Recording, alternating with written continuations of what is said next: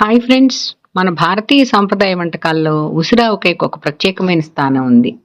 పులుపు, ఉప్పు, కారం అన్ని రుచులు సంపాళ్ళలో కలిసిన ఈ ఉసిరావకాయ కేవలం రుచికే కాదు, ఆరోగ్యానికి కూడా ఎంతో మేలు చేస్తుంది. ఈ రోజు మనం మన ఇంటి స్టైల్లో చాలా సులభంగా చేయగలిగే ఉసిరావకాయ తయారీ విధానాన్ని చూద్దాం. ఈ పచ్చడి తయారీ కోసం ముందుగా ఉసిరికాయలను తీసుకొని బాగా కడిగి, తుడిచి పూర్తిగా ఆరబెట్టాలి. నేను ఇక్కడ ఒక 25 ఉసిరికాయలు తీసుకున్నాను. ఇప్పుడు ఒక బాండీలో నూనె వేసి నూనెని వేడి చేయాలి. నూనె బాగా వేడయ్యాక తడి లేకుండా ఆరబెట్టిన ఉసిరికాయల్ని అందులో వేసి స్టవ్ని సిమ్లో పెట్టుకోవాలి.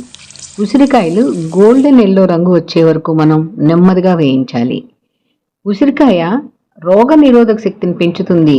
దీనిలో ఉండే సి విటమిన్ మనకి శరీరాన్ని అనేక రకాల వ్యాధుల నుంచి రక్షించడంలో సహాయపడుతుంది.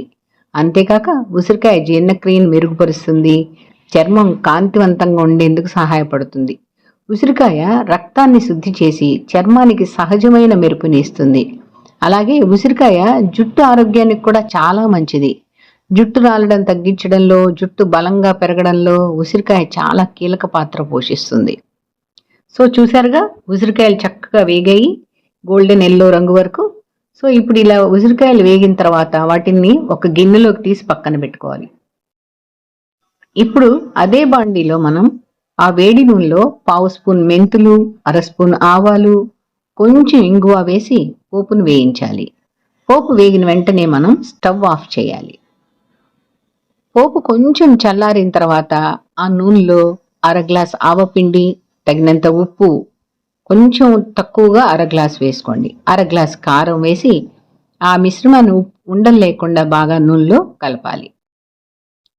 ఇప్పుడు ముందుగా వేయించిన ఉసిరికాయలను కూడా ఈ మిశ్రమంలో వేసి బాగా కలపాలి. అంతే, మన రుచికరమైన ఉసిరావకాయ రెడీ అయిపోయింది. ఇక్కడ ఫ్రెండ్స్ ఒక ఇంపార్టెంట్ పాయింట్,